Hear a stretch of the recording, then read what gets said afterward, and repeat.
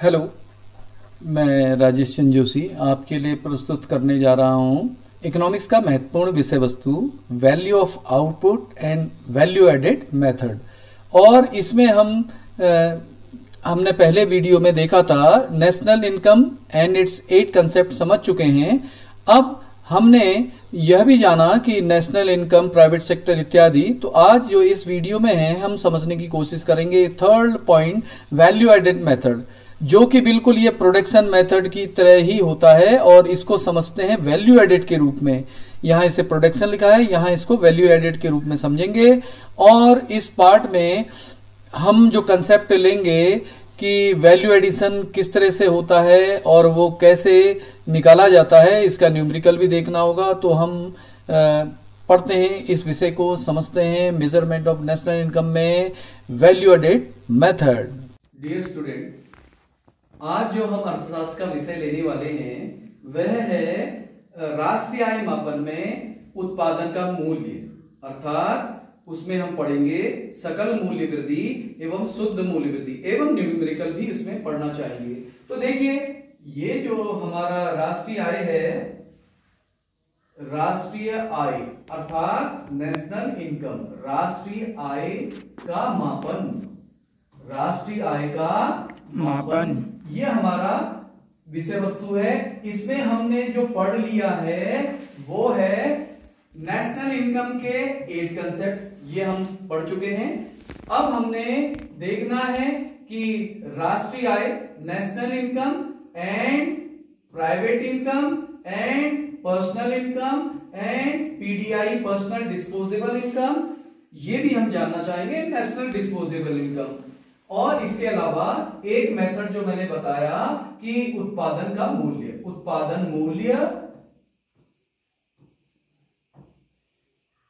Value added method, उत्पादन मूल्य, output value कितनी है, इसके आधार पर हम चीजें ज्ञात करते हैं। और यहां पे डिफरेंट मेथड है to measure national income. They are production, income and expenditure method. तो जो उत्पादन का मूल्य है अपने आप में वो प्रोडक्शन मेथड भी है। तो प्रोडक्शन मेथड जो है तरीका, इसके हम स्टेप देखना चाहेंगे कि कैसे हम प्रोडक्शन मेथड या उत्पादन मूल्य से हम चीजों को ज्ञात करते हैं। अभी तक हमको पता है कि जो प्रोडक्शन होता है तो ये जनरेट करता है इनकम। क्या जनरेट करता है? इनकम। और ये क्या करता है फिर? एक्सपेंडिचर कहेंगे या इन्वेस्टमेंट के रूप में हम क्या करते हैं?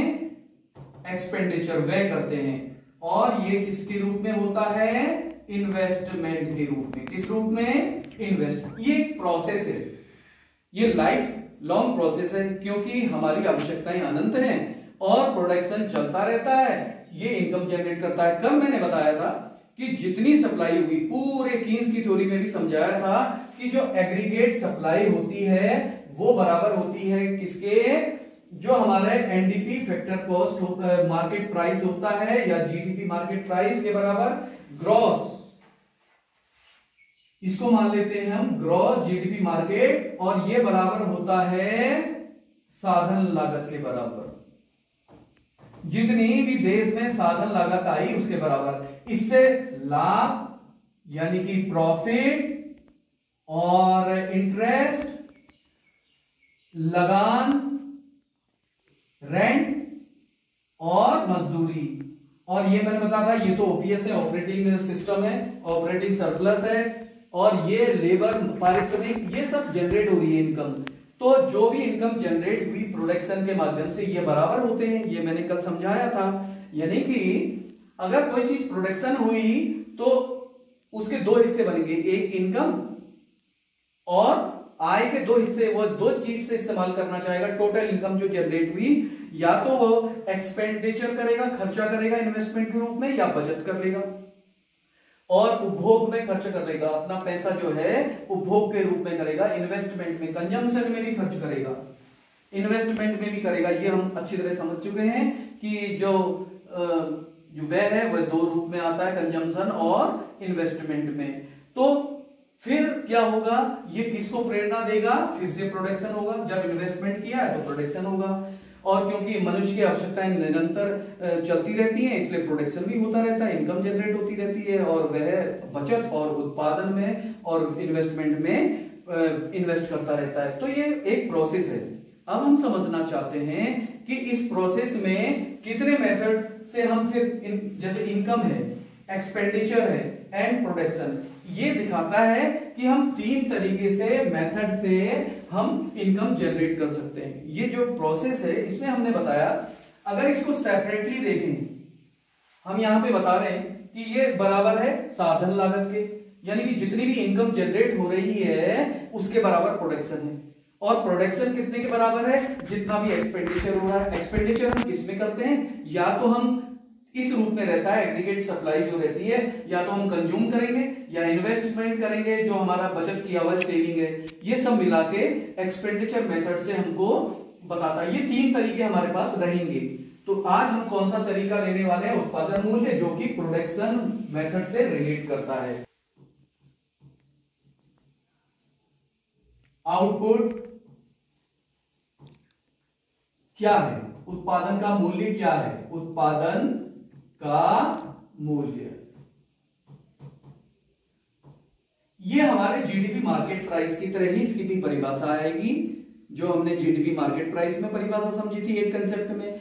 एक देश के भौगोलिक सीमा के अंतर्गत जितनी भी वस्तुओं और सेवाओं का उत्पादन हो रहा है, उसके मौद्रिक मूल्य को हम समझेंगे उत्पादन का मूल्य।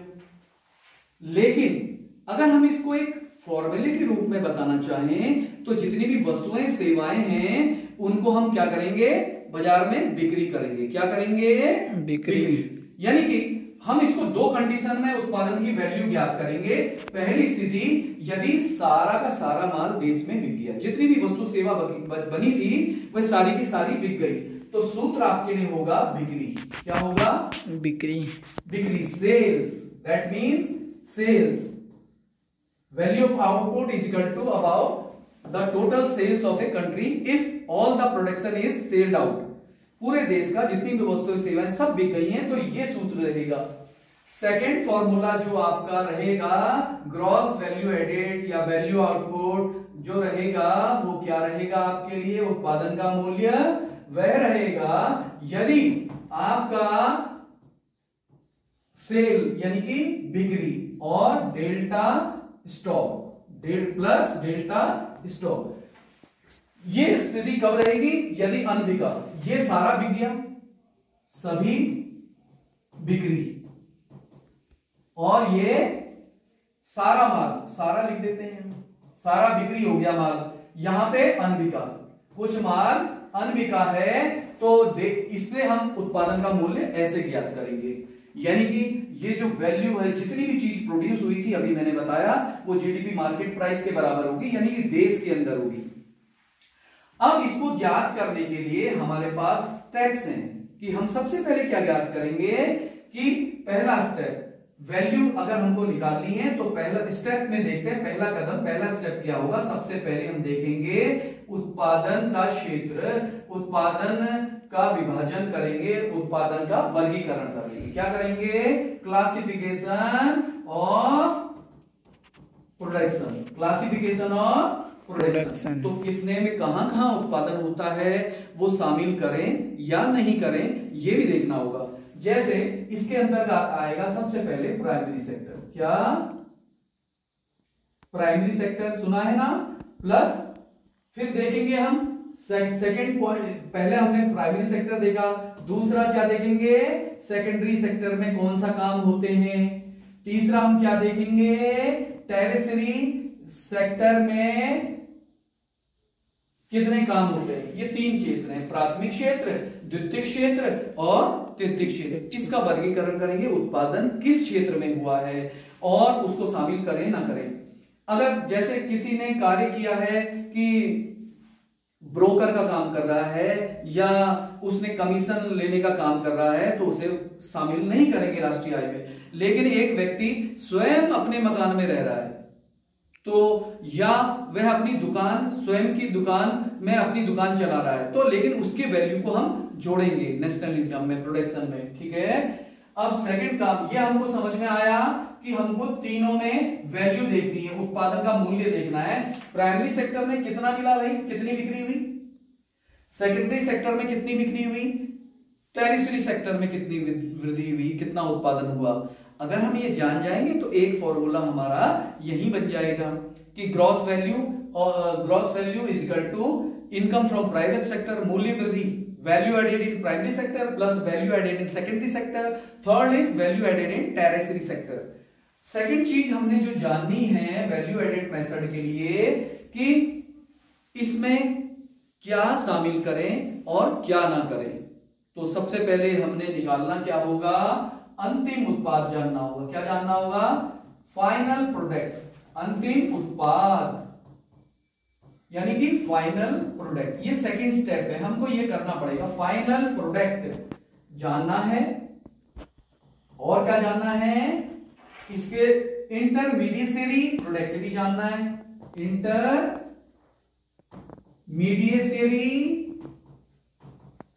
प्रोडक्ट भी जानना है, और जिसको कहते हैं मध्यवर्ती उत्पाद या उपभोग, दोनों चीज कह सकते हैं। प्रोडक्शन वो मध्यवर्ती उपभोग कर लिया जाता है, इंटरमीडिएट कंजम्पशन हो जाता है, या उसको हम प्रोडक्ट में ही इस्तेमाल करते हैं। तो तीसरी चीज इसमें क्या है,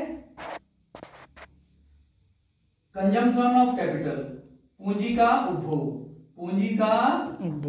उपभोग, जिसको हम क्या कहते हैं, मूल्यह्रास भी कहते हैं। क्या कहते हैं, मूल्यह्रास भी कह सकते हैं। इंग्लिश अगर बोलना चाहें तो इसकी होगी कंजम्पशन ऑफ कैपिटल, किसका उपभोग, पूंजी का उपभोग, किसका उपभोग, पूंजी का। इसको हम क्या कह सकते हैं, डेप्रिसिएशन भी कह सकते हैं। क्या कह सकते हैं, डेप्रिसिएशन भी कह सकते हैं। यानी कि जब हम इससे राष्ट्रीय आय ज्ञात कर रहे हैं तो हमने ये चीजें समझनी जरूरी है। इसके अलावा क्या समझना जरूरी है, अप्रत्यक्ष कर, इनडायरेक्ट टैक्स। क्या, अप्रत्यक्ष कर, जिसको हम क्या कहते हैं, इनडायरेक्ट टैक्स भी कहते हैं। अगर पहला सूत्र हमने इससे जनरेट किया, यानी कि उत्पादन का मूल्य या सकल मूल्य वृद्धि इज इक्वल टू सकल मूल्य वृद्धि, प्राथमिक क्षेत्र में मूल्य वृद्धि प्लस द्वितीय क्षेत्र में मूल्य वृद्धि प्लस तृतीय क्षेत्र में वृद्धि। अब हम एक और सूत्र निकालना चाहते हैं कि शुद्ध मूल्य वृद्धि कितनी होगी। अब हम नेट वैल्यू एडेड देखेंगे। क्या देखेंगे, नेट वैल्यू एडेड। और इसका एक सूत्र तो हमने ये बना लिया है, ऐसे लिख देते हैं, net value added, short form लिख रहा हूं। तो प्राथमिक क्षेत्र में मूल्य वृद्धि, क्या, किसमें, प्राथमिक क्षेत्र में मूल्य वृद्धि प्लस द्वितीय क्षेत्र में मूल्य वृद्धि, सेकेंडरी जो सेक्टर होता है में मूल्य वृद्धि, तीसरा तृतीयक क्षेत्र में मूल्य वृद्धि। कौन से क्षेत्र में, तृतीय क्षेत्र में मूल्य वृद्धि। कहां, एक सूत्र आपको ये मिल गया शुद्ध मूल्य वृद्धि का। दूसरा देखते हैं, दूसरा हमने क्या समझा, सेकंड स्टेप में पहला चरण इसको नहीं लेने के लिए हमने ये देखना था क्लासिफाई करो क्या क्या सेक्टर में उत्पादन होता है। दूसरा हमने देखा कि इसमें क्या चीज शामिल करें, किसे ना करें, क्या चीज शामिल होती है शुद्ध मूल्य वृद्धि में। तो हमने देखा इतनी चीज आती है, अंतिम प्रोडक्ट है, मध्यवर्ती उत्पाद है, पूंजी का उपभोग है, अप्रत्यक्ष कर। इनकी सहायता से हम सूत्र बनाते हैं। जैसे ये है, इसी का एक्सपेंडेशन हो गया, बिक्री को ही हम क्या कहते हैं, अंतिम उत्पाद। क्या, सबसे लास्ट में अंतिम बिक्री होती है, अंतिम उत्पाद लिया, फाइनल प्रोडक्ट कहते हैं, फाइनल गुड कहते हैं। इससे हमने क्या घटाना है, पहली चीज ये घटानी है, मध्यवर्ती उत्पाद या मध्यवर्ती उपभोग। क्या घटाना है, मध्यवर्ती उपभोग, इंटरमीडिएटरी उत्पाद घटा दो। दूसरा क्या घटाओगे, पूंजी का उपभोग, इसको मध्यवर्ती उपभोग भी कह सकते हैं क्योंकि कंज्यूम कर लिया गया है। मध्यवर्ती उपभोग घटा दिया, और क्या घटाएंगे, पूंजी का उपभोग, ये भी घटा देंगे। पूंजी का उपभोग, जो हमारे टूट फूट हो गई है मशीनों में, वो घटा देंगे शुद्ध मूल्य वृद्धि ज्ञात करने के लिए। और क्या घटाएंगे? माइनस अप्रत्यक्ष कर। क्या घटा देंगे? माइनस अप्रत्यक्ष इनडायरेक्ट टैक्स। क्या कर देंगे? Minus indirect tax. इसको क्या कहेंगे? Indirect tax. तो इसके अगले स्टेप में अगर हम चलना चाहें तो यानी कि हमारे पास ये जो चीज है ये जीडीपी में है। किसमें है? जीडीपी में है। तो इसमें जाने के लिए देखिए, ये जो हमारा, ये मैंने क्या बताया था कि जीडीपी मार्केट प्राइस की तरह है। अगर शुद्ध में देखना चाहेंगे तो जिसमें कि मूल्य ह्रास घटा हुआ होगा, तो फिर उसमें क्या है, अब देखना है कि इसको हमको राष्ट्रीय आय में जाना है। कहां जाना है? राष्ट्रीय आय, यानी कि किसमें जाना है? एनएनपी फैक्टर कॉस्ट में। अभी हम कहा हैं? जीडीपी में। अगर उस सूत्र में इसी ये हमने ये चीजें प्राप्त की, इससे भी प्राप्त कर रहे हैं हम शुद्ध मूल्य वृद्धि यानी कि जीडीपी मार्केट प्राइस, और यहां से भी प्राप्त हो रही है, तो किसी भी तरीके से आपको जीडीपी मिल गई। अब इसमें क्या करना है? अब इसको बदलना है आपने एनएनपी में। अगर वो जीडीपी मार्केट प्राइस है तो बदलेगा किसमें? डायरेक्ट जीएनपी मार्केट प्राइस में। फिर आप उसमें डेप्रिसिएशन घटाएंगे तो क्या होगा?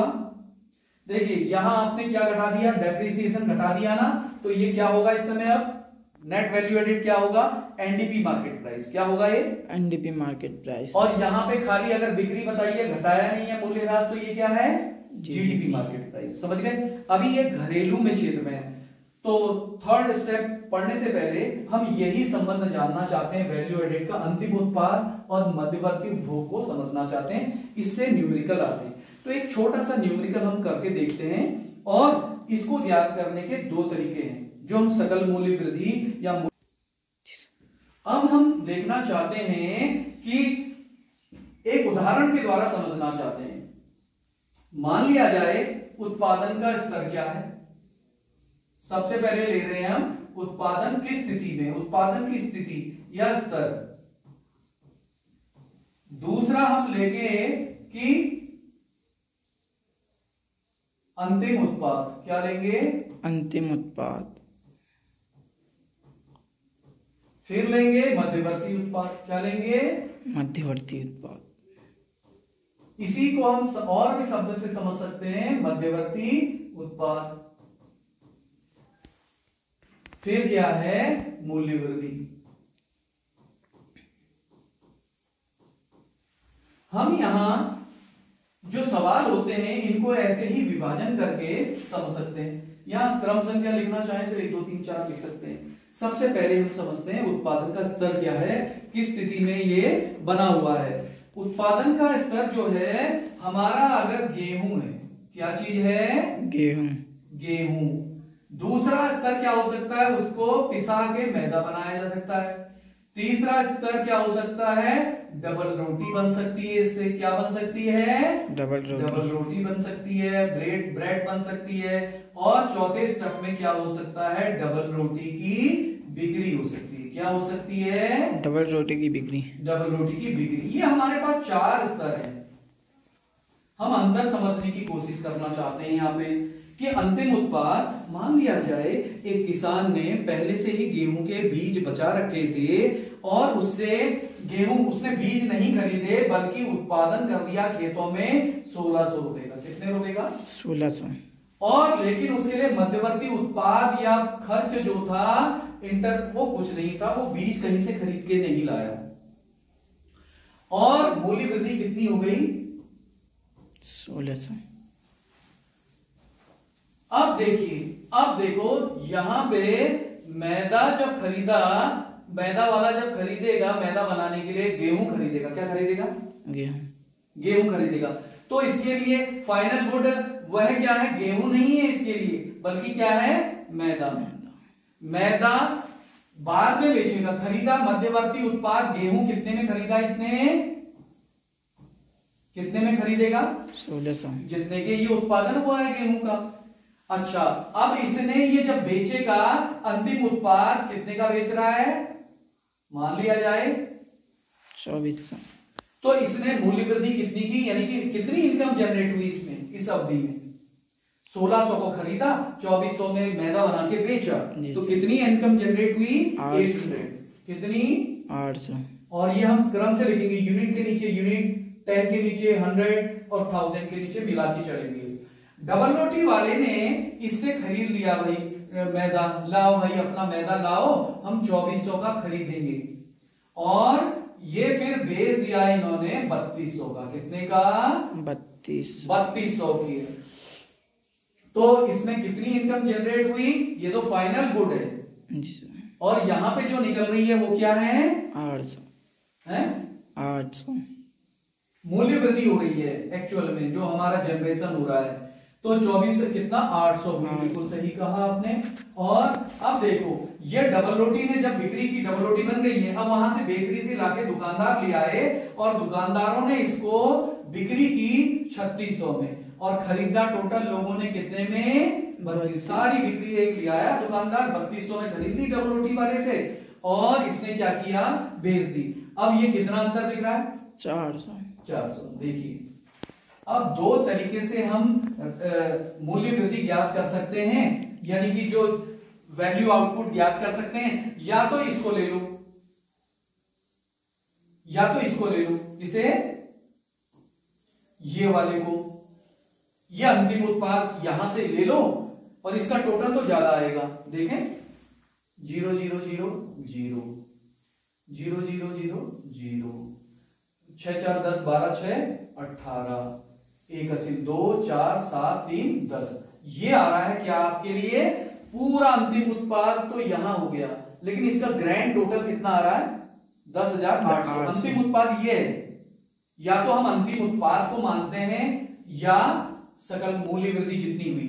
अब देखिए इसका टोटल कितना आ रहा है, देखते हैं। 0 0 10 12 1 80 2 4 3 7, और ये अगर हम जोड़ें 0 0 14 22 26 2 कैरी 3600 की मूल्य वृद्धि हुई। कितने की हुई? 3600 की वैल्यू एडिशन हुआ। और इसको हम कहां मिलेगी? जो फाइनल गुड हमारा बिका रहा, या तो हम ये लें या ये लें, दोनों विधि से हमको क्या मिला? उत्पाद का मूल्य मिल गया कि कितनी जनरेट हुई इनकम। जो इनकम हमारी वास्तव में उत्पादन सकल मूल्य वृद्धि हुई है, वह कितनी हुई है? 3600। चाहे यहां से देखें चाहे यहां से, इन दोनों का अंतर क्या निकला? 3600। ऐसे ही इसमें कई न्यूमेरिकल है जो अब हम करने वाले हैं। हम पहले इसके पूरे स्टेप कर लेंगे, धीरे धीरे आगे बढ़ रहे हैं। हम पहुंच गए हैं कि हम ये समझ गए अंतिम उत्पाद और सकल मूल्य वृद्धि का जो टोटल होता है वो एक जैसा आता है। इसी तरह जैसे एक टेलीविजन फाइनल में बिक रहे हैं, वो उसकी वैल्यू होगी, वही एक बार जुड़ेगी। नहीं तो किसकी दिक्कत का सामना करना पड़ेगा हमको? दोहरी गणना। किसका? दोहरी गणना का सामना करना पड़ेगा। दो बार जुड़ जाएगी, हम राष्ट्रीय आय सही से ज्ञात नहीं कर पाएंगे। इसको कहते हैं डबल काउंटिंग। डबल काउंटिंग में केवल यही दिक्कत नहीं है, लिखते समय, जोड़ते समय, या गणना करने वाला व्यक्ति किस तरह का है, कई दिक्कतें आती हैं। और एक व्यक्ति स्वयं अपने मकान में रह रहा है, या एक व्यक्ति अपनी दुकान चला रहा है, वो किराया नहीं दे रहा, ये सब जुड़ेगी। अगर कोई ब्रोकर है, कमीशन एजेंट है, उसकी आय नहीं जुड़ेगी। तो ये सब हमने देखना है। अगर हम गलती करेंगे तो वो दोहरी गणना हो सकती है, डबल काउंटिंग हो सकती है, हम राष्ट्रीय आय सही से नहीं ज्ञात कर पा रहे हैं, इसका मतलब। तो अगला स्टेप हम जब समझते हैं तो उसमें क्या था, हम पहुंच गए थे कि पहले स्टेप में प्राथमिक द्वितीयक क्षेत्र था। दूसरे स्टेप में जो हमने जाना कि वर्गीकरण करने के बाद हमने अंतिम उत्पाद, मध्यवर्ती उपभोग, कैपिटल कंजम्पशन और देखा अप्रत्यक्ष कर। उसके द्वारा हमने शुद्ध मूल्य वृद्धि के सूत्र बताए आपको दो, एक प्राथमिक क्षेत्र पर आधारित था शुद्ध मूल्य वृद्धि, और दूसरा शुद्ध मूल्य वृद्धि हमने बताया उत्पादन का मूल्य, अंतिम उत्पाद का मूल्य माइनस पूंजी का उपभोग माइनस मध्यवर्ती उपभोग माइनस अप्रत्यक्ष कर। इससे हमको शुद्ध मूल्य वृद्धि मिलती है, या प्राथमिक क्षेत्र की मूल्य वृद्धि प्लस द्वितीयक क्षेत्र की मूल्य वृद्धि तीसरे क्षेत्र की मिल गई। इससे हमने शुद्ध मूल्य वृद्धि मिली। तो अब हम क्या करें? शुद्ध मूल्य वृद्धि माने कि हम जो ज्ञात कर रहे हैं, अगर उसमें डेप्रिसिएशन नहीं घटा है तो हम जीडीपी मार्केट प्राइस कहेंगे। अगर डेप्रिसिएशन घटा हुआ है तो हम उसको एनडीपी मार्केट प्राइस करेंगे। तो अब हम देखते हैं अगले स्टेप में, तीसरे कदम में देखते हैं जो चीज हमको पता करनी थी। नेशनल इनकम में हमने अब क्या देखना है, विदेशों से आय शामिल करनी। हमको पहुंचना कहां है क्लास, नेशनल इनकम में पहुंचना है, एनएनपी फैक्टर कॉस्ट में पहुंचना है, जो हमने 8 कंसेप्ट में भी समझा था। तो थर्ड स्टेप में प्रोडक्शन विधि से हमने अब क्या करना है, जो हमने जीडीपी मार्केट प्राइस प्राप्त की है या एनडीपी मार्केट प्राइस की है, आप समझ रहे हैं कि दोनों क्यों लिखे। अगर जो उसमें मूल्यह्रास नहीं घटा है तो जीडीपी मार्केट प्राइस है, अगर मूल्यह्रास घटा हुआ है तो एनडीपी मार्केट प्राइस है।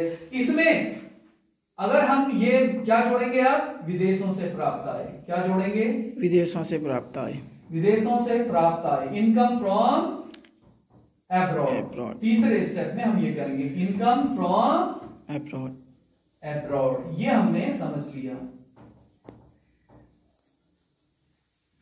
अगर एक स्टेप और बनाना है तो इसको जीडीपी मान लेते हैं, अभी एनडीपी को हम बाद में ले आएंगे। उसमें क्या करेंगे, हम मूल्यह्रास घटा के ही बता देंगे आपको चौथे स्टेप में। चलो ऐसा ही करते हैं।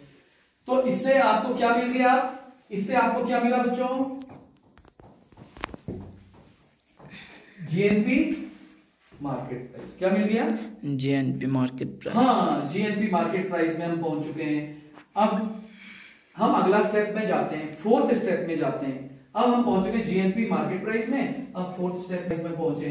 अब हमने पहुंचना है कि भाई अगले स्टेप में कि एनएनपी में जाते हैं, एनएनपी मार्केट प्राइस की तरफ। तो हम इससे क्या घटाएंगे, मूल्यह्रास या डेप्रिसिएशन या पूंजी का उपभोग घटा देंगे। तो हमको क्या मिलेगा, फिफ्थ स्टेप में अब हमारे पास आ गया एनएनपी मार्केट प्राइस। क्या आ गया, एनएनपी मार्केट प्राइस। अब एनएनपी मार्केट प्राइस में हम क्या करेंगे कि ये एनएनपी फैक्टर कॉस्ट की ओर जाए। मैंने पहले बताया था कि फैक्टर कॉस्ट से कभी भी मार्केट प्राइस में जाते हैं तो अप्रत्यक्ष कर यानी कि इनडायरेक्ट टैक्स जुड़ता है, आर्थिक सहायता घटती है। क्या घटती है, आर्थिक सहायता घटती है। तो अब हम जीएनपी मार्केट प्राइस से एनएनपी मार्केट प्राइस में आए, जबकि हमने डेप्रिसिएशन घटाया, मूल्यह्रास घटाया। अब हम एनएनपी से, हमको एनएनपी फैक्टर कॉस्ट में जाना है, क्योंकि फैक्टर कॉस्ट से मार्केट प्राइस में जाने पर इनडायरेक्ट टैक्स जोड़ते थे और इकोनॉमिक सब्सिडी घटाते थे। लेकिन अब हमने मार्केट प्राइस से सब्सिडी की फैक्टर कॉस्ट की ओर जाना है, इसलिए अब ये संबंध प्लस की बजाय माइनस इनडायरेक्ट टैक्स और प्लस माइनस की बजाय इकोनॉमिक सब्सिडी प्लस हो जाएगी, और इस तरह से हम net national product factor cost में ज्ञात कर पाएंगे। हमारे जो वैल्यू एडेड है इस पर एक क्वेश्चन है। ये थोड़ा सा जो मैंने गेहूं वाला उदाहरण दिया था वो तो आसान तरीका था, हमने प्रोडक्शन के मेथड लिखे थे और फिर फाइनल प्रोडक्ट लिखा था, इंटरमीडिएट प्रोडक्ट लिखा था और हमने वैल्यू एडिशन निकाल दिया था आसानी से। लेकिन इस सवाल को थोड़ा सा घुमाया गया है।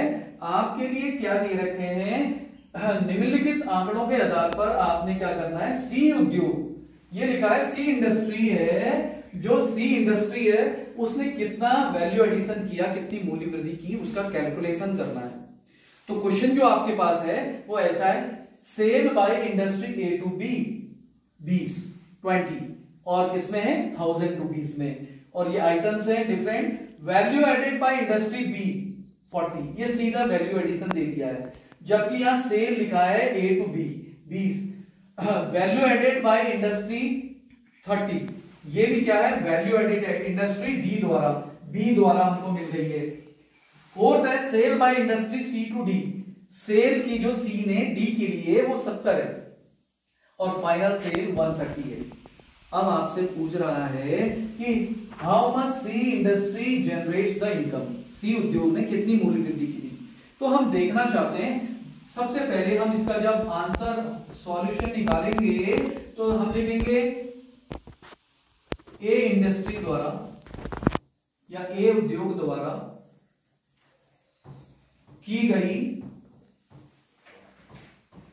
मूल्य वृद्धि, की गई मूल्य वृद्धि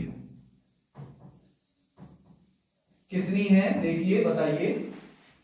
हमने अभी अभी पढ़ा था कि फाइनल प्रोडक्ट जो पहले वाला गेहूं था, कृषक ने फाइनल प्रोडक्ट 1600 का बनाया था और उसको खर्चा कितना आया था? 0। क्या मान के चल रहे हैं? 0। उसको 0 खर्चा था, उसने अपने आप से ही प्रोड्यूस किया वो चीज को, जो बीज बचे हुए थे। तो उसका इसी तरह से हम sale by industry A to B, इसका कोई खर्चा नहीं दिया गया है क्वेश्चन में, तो इसकी कितनी हो जाएगी? ए की जो प्रोडक्शन है कितना हुआ है? 20। और मान लेते हैं उसका खर्चा कितना है? 0। तो वैल्यू एडिशन कितना किया है इन्होंने? 20। अब दूसरा, ये सीधा ही दे रखा है, ये क्या लिखना था? मूल्य वृद्धि ए इंडस्ट्री के द्वारा। अब कौन सी है? बी इंडस्ट्री द्वारा मूल्य वृद्धि। किसके द्वारा? ये ऐसे ही कर देते हैं। कितनी है बताइए? सीधा दे रखा है, वैल्यू एडेड बाय इंडस्ट्री कितनी दे रखी है? 40। यहां लिख देते हैं। और फिर आते हैं हम सी, तो हमको निकालना है। क्या निकालना है? उसमें क्वेश्चन निकाल देते हैं, लगा देते हैं। सी की कितनी है निकालना है, और डी की कितनी है? डीवी कितनी है बताइए? डी की कितनी दे रखी है? Sale by industry, value addition by industry D कितनी है? 30। अब हमको क्या करना है कि टोटल वैल्यू एडिशन कितना हुआ है? कितना होता है टोटल वैल्यू एडिशन बताइए? अभी मैंने समझाया था 2 तरीके से। जो वैल्यू एडिशन का टोटल आपको यहां मिला था ना, वो कहां मिला था? फाइनल जो बिक्री हुई थी उसमें। जो वैल्यू एडिशन है वो किसके बराबर होता है? फाइनल प्रोडक्ट की जो बिक्री हुई है उसके बराबर। तो फाइनल प्रोडक्ट, फाइनल सेल कितनी है? 130। तो सभी का जो वैल्यू एडिशन कितना बन रहा है? Value addition of all industry. क्या? Value addition of all industry ABCD। समझ गए? जी सर। कितना है वो? 130। कितना है? 130। हमको क्या निकालना है? ये वैल्यू निकालनी है। कौन सी? सी की। तो अब देखिए, मैं ये कहना चाहता हूं, हमको हर इंडस्ट्री का पता है कितनी वैल्यू है।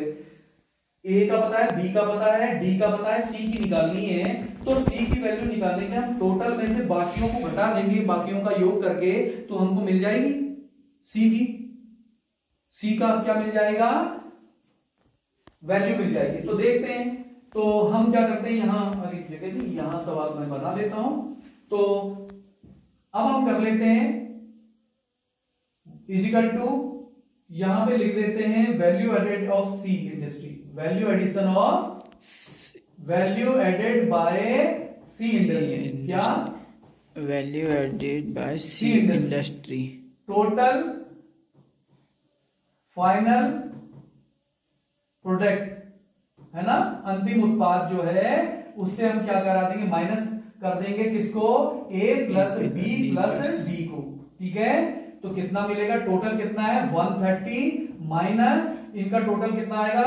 60 और 30 90 आ गया। कितना आ गया? 90। तो हम 90 घटाएंगे तो कितना मिल जाएगा? Value addition by C is 40। कितना? 40। तो यहाँ पे कितना आएगा? जो क्वेश्चन मार्क है इसमें क्या वैल्यू आएगी? 40। तो ये हमारा एक नए तरीके का सवाल था। अब हम करते हैं एक और जनरल तरीका, जिसमें हम की चार्ट बना के सवाल करना चाहेंगे। उस सवाल को हम लेते हैं।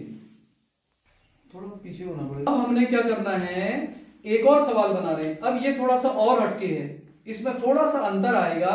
अभी तक हमने बताया था दोनों मेथड में आपका अंतिम उत्पाद और जो वैल्यू एडिशन है, मूल्य वृद्धि है, दोनों मिलकर बराबर आ रहे थे। लेकिन ये सवाल अब हम पढ़ते हैं और इसमें देखते हैं क्या अंतिम उत्पाद मिल रहा है और क्या निकालना है, वे समझने की कोशिश करते हैं। देखिए, जंगल की इमारती लकड़ी फर्म ए ने 1000 रुपए में फर्म बी के को तथा जलाने के लिए निजी उपभोक्ताओं को 500 रुपए में बेची। पहले ने बिक्री कर दी अपनी इमारती लकड़ी को, फर्म ए ने बी को भी बेचा और साथ में उपभोक्ताओं को भी बेचा 1000 और 500 रुपए क्रमशः में। अब आते हैं तो फर्म बी ने लकड़ी के तख्ते बनाकर 800 रुपए के तख्ते फर्नीचर बनाने वाले फर्म सी को तथा 700 के तख्ते उपभोक्ताओं को बेचे। इसने भी 2 जगह सेल आउट किया, बी ने भी।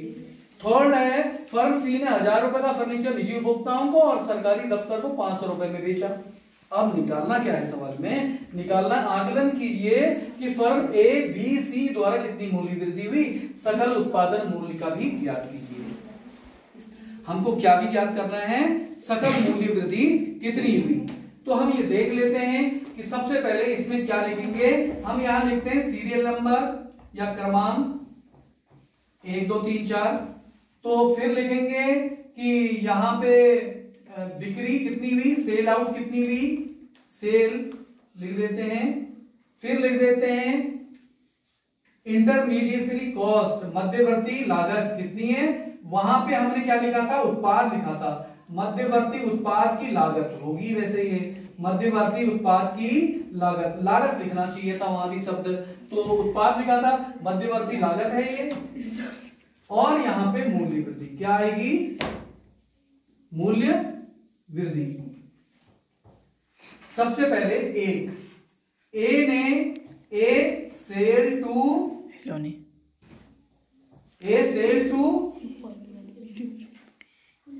ये आइटम हम अलग से ही लिख लेते तो और बढ़िया होता। यहां पे हम ए सेल टू, सबसे पहले क्या है बी, कितना, कितने रुपए का बताइए, 1000 रुपीज, कितना।